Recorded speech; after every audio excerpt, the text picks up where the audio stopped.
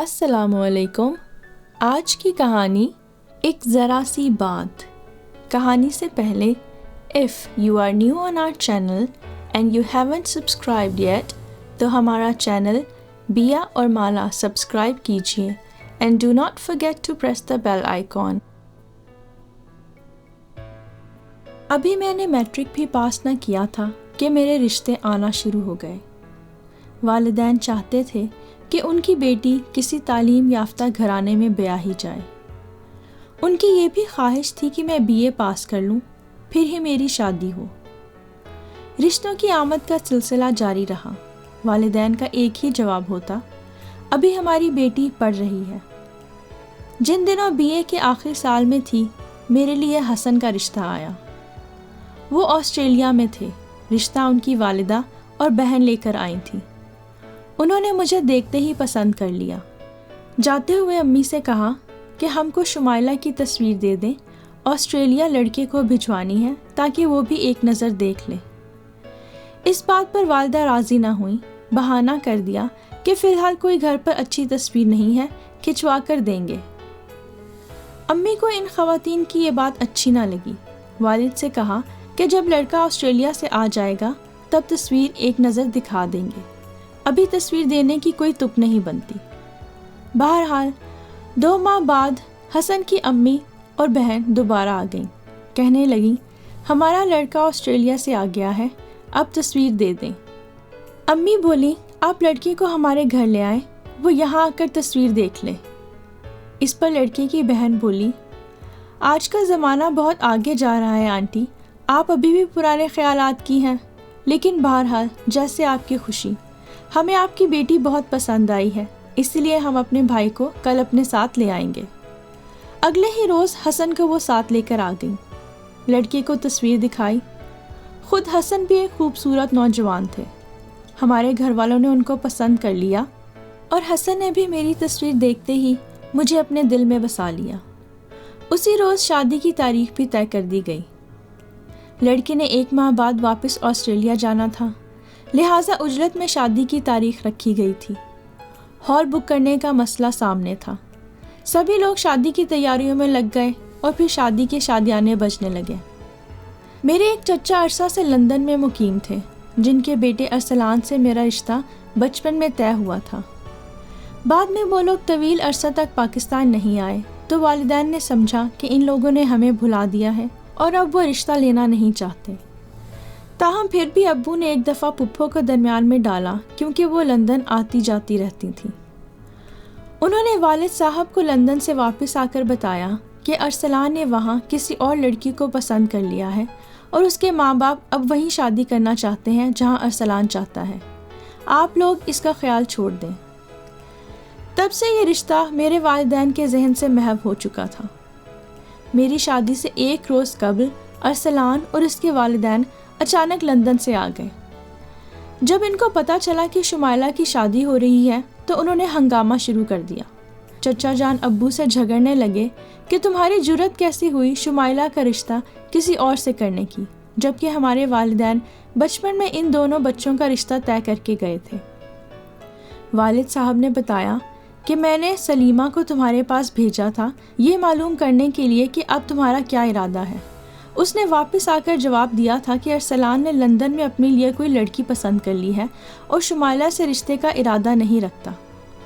چچا اور چچی نے خوب باویلا کیا کہ یہ جھوٹ ہے، سلیمہ نے کبھی ہم سے وہاں آ کر ایسا کوئی تذکرہ نہیں کیا تھا۔ یہ بات بعد میں کھلی کہ پپھو اپنے بیٹے کے لیے میرا رشتہ چاہتی تھی، جبکہ میری والدہ ان کو ناپسند کرتی تھیں۔ تبھی انہوں نے جھوٹ بول کر چچا جان سے ہمارا تعلق ختم کروا دیا تھا۔ بہرحال اب اس موڑ پر جبکہ میری شادی میں 2 دن رہ گئے تھے، یہ لوگ آ کر پریشان کر رہے تھے۔ والد صاحب نے صاف کہہ دیا بھئی آپ لوگ اتنے برسوں سے کیا سوئے ہوئے تھے جو ایک بار بھی رشتے کے لیے رجوع نہیں کیا، اور اب جبکہ میری بیٹی کی شادی کے کارڈز بھی بٹ گئے ہیں تو آپ چاہتے ہیں کہ یہ شادی ملتوی کر دوں؟ جگ ہنسائی ہوتی ہے تو ہو، آپ کو اس بات کی بھی کوئی پرواہ نہیں کہ لوگ میرے بارے میں کیا رائے قائم کریں گے۔ چچا اور چچی تو بڑی مشکل سے مانے، مگر اصل معاملہ ارسلان کا تھا۔ جب سے اس نے مجھے دیکھا تو اس نے اپنے ماں باپ کو مجبور کرنا شروع کر دیا کہ اس شادی کو رکوائیے اور شمائلہ سے میری شادی کروائیے۔ مجھے ایک نظر دیکھ کر ہی وہ مجھ پر مر مٹا تھا۔ والدین نے اسے سمجھایا کہ اب تمہارے تایا ماننے والے نہیں ہیں، کچھ نہیں ہو سکتا۔ مشرقی رسم و رواج کے مطابق زبان دے کر پیچھے ہٹنے والے کی معاشرے میں عزت رہتی ہے اور نہ ہی برادری میں آبرو۔ اپنے تایا کی سبکی نہ کرواؤ، دل پر پتھر رکھ لو۔ لیکن ایسے معاملات میں دل پر پتھر رکھنا مشکل ہوتا ہے۔ ارسلان کو کسی کل چین نہیں آ رہا تھا۔ دل سے مجبور ہو کر وہ میرے پاس آیا اور ہاتھ جوڑ کر درخواست کرنے لگا کہ شمائلہ تم اس شادی سے انکار کر دو ورنہ میں جان دے دوں گا۔ تایا ابو تو مان نہیں رہے۔ میں اس دن اپنے مایوں بیٹھ چکی تھی۔ جب اس نے یہ بات کہی اسی وقت حسن کے گھر سے اس کی پھپھو مہندی لے کر آئی ہوئی تھی۔ انہوں نے ارسلان کے منہ سے یہ الفاظ سنے تو فوراً واپس آ کر اپنے بھائی یعنی حسن کے والد کے گوش گزار کر دیے کہ تمہاری ہونے والی بہو کو اس کا محبوب ایسی التجائیں کر رہا تھا، تم نے کیسی لڑکی کو بہو بنانے کی ٹھانی ہے، تم بڑی غلطی کر رہے ہو، لڑکی تو اپنے کزن ارسلان کو پسند کرتی ہے۔ مجھے دلہن بنانے بیوٹی پارلر سے 2 خواتین آئی ہوئی تھیں، وہ مجھے تیار کرنے لگیں۔ تبھی دولہا کے گھر سے 2 حضرات تشریف لائے اور والد صاحب سے کچھ کہا۔ ابو پریشان ہو گئے۔ تھوڑی دیر بعد امی، ابو، بھائی سبھی دولہا کے گھر چلے گئے اور کافی دیر تک گھر بھر میں سناٹا چھایا رہا۔ 4-5 گھنٹے بعد یہ لوگ واپس آئے مگر مجھے کسی نے کچھ نہ بتایا، البتہ ان کے چہرے اداسی میں ڈوبے ہوئے تھے۔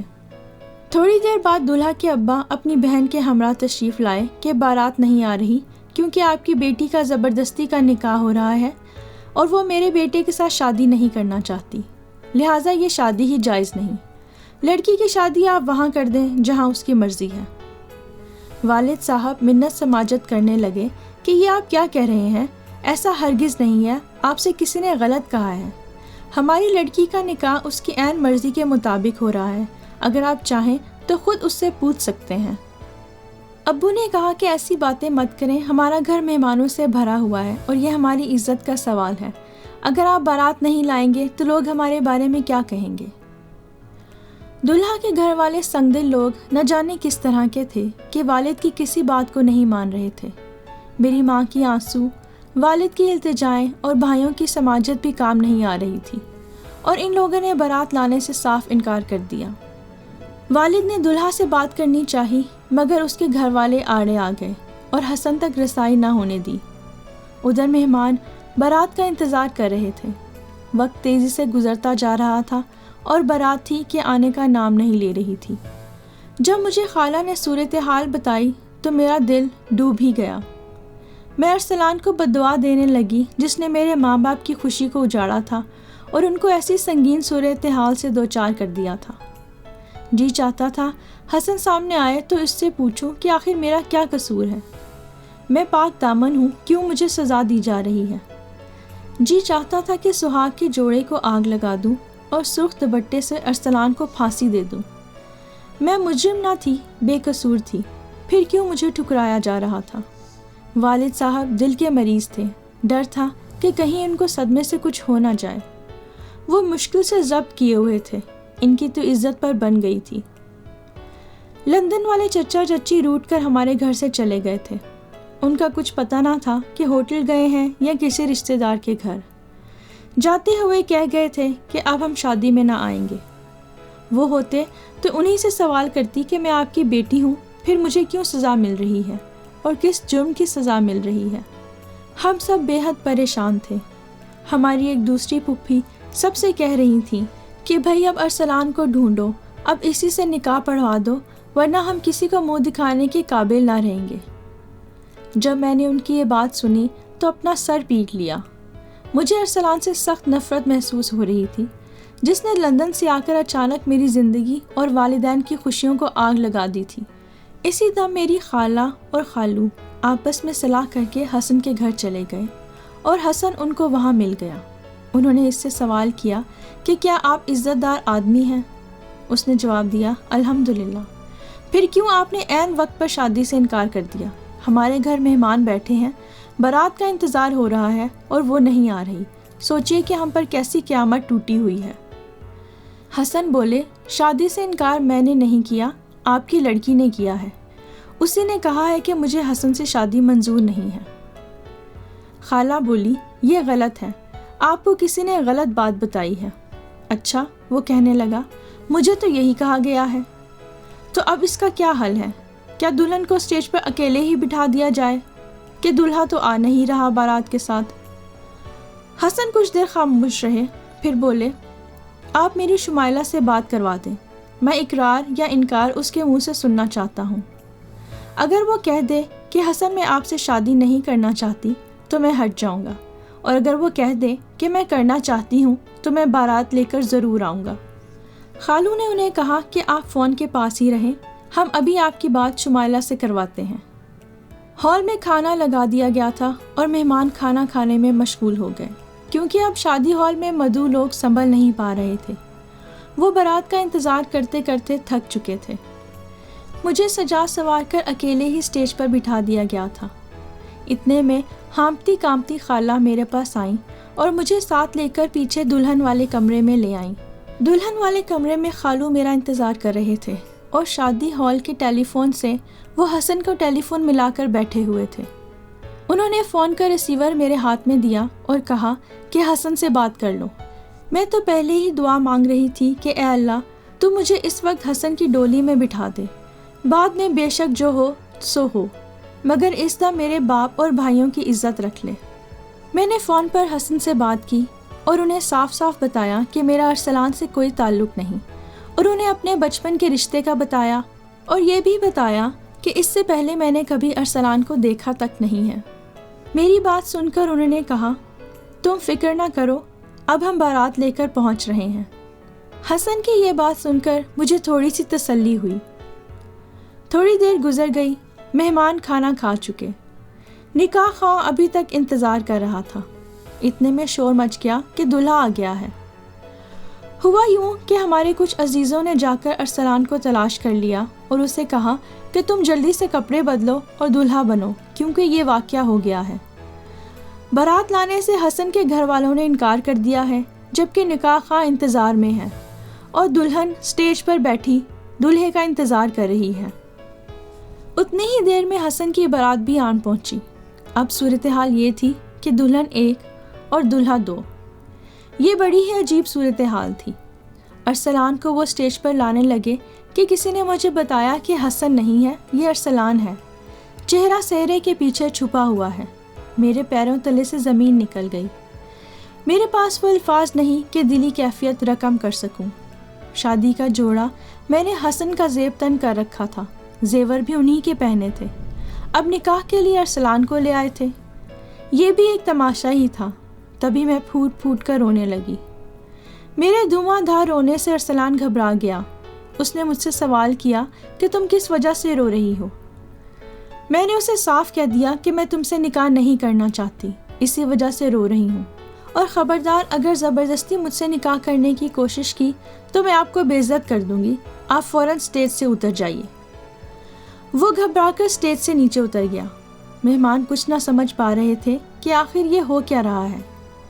خاندان کے دو بزرگ میرے پاس آئے اور سمجھانے لگے کہ شمائلہ، تمہارے باپ کی عزت اب تمہارے ہاتھ میں ہے، ضد مت کرو، ارسلان سے نکاح ہونے دو، کیونکہ وہ لوگ اب نہیں آئیں گے۔ میں نے انہیں کہا کہ وہ آئیں یا نہ آئیں، مگر میں ارسلان سے نکاح نہ کروں گی، مجھے اس سے نفرت ہے۔ میں نے صاف ان سے یہ بات کہہ دی۔ حسن سے فون پر بات کرنے کے بعد مجھے یقین ہو گیا تھا کہ وہ ضرور آئیں گے۔ مجھے اس کا انتظار کرنا چاہیے جس کے نام کا عروسی جوڑا میں نے اپنی مرضی سے پہنا ہے۔ میرے لہجے کی سختی دیکھ کر وہ بزرگ سٹیج سے اتر گئے۔ مہمان کھانا کھانے کے بعد ایک ایک کر کے جانے لگے۔ جو بارات کا انتظار کر رہے تھے وہ بھی مایوس ہو گئے۔ ہر ایک سوال کر رہا تھا کہ بارات کدھر ہے، ابھی تک کیوں نہیں آئی، اور دلہا کہاں چلا گیا ہے۔ اتنے میں ہال کی مینجمنٹ ہال خالی کرانے کے لیے آ گئی۔ تب مجھے بھی سٹیج سے اترنا پڑا۔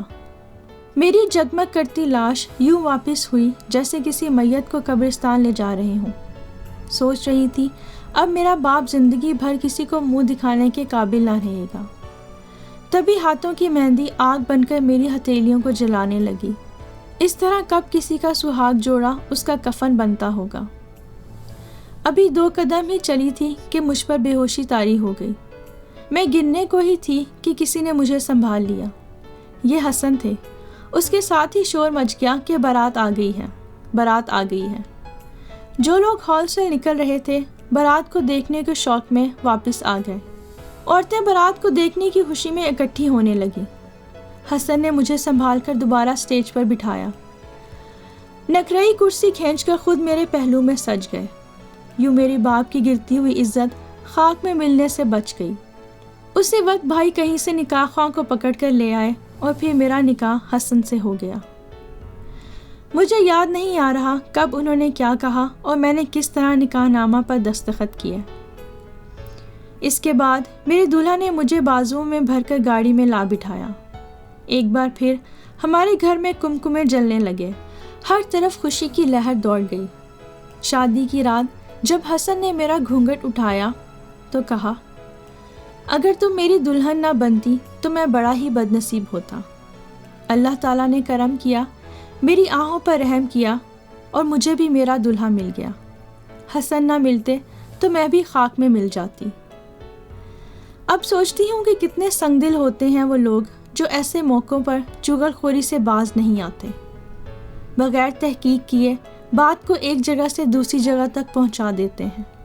ہنستے بستے گھروں کے دیے اور گونجتی شہنائیوں کے راگ آگ میں ڈال دیتے ہیں۔ اے کاش کہ یہ لوگ ایسے سنگ دلی سے باز آ جائیں۔ حسن اگر ہمت سے کام نہ لیتے تو سوچ نہیں سکتی کہ میرا کیا بنتا۔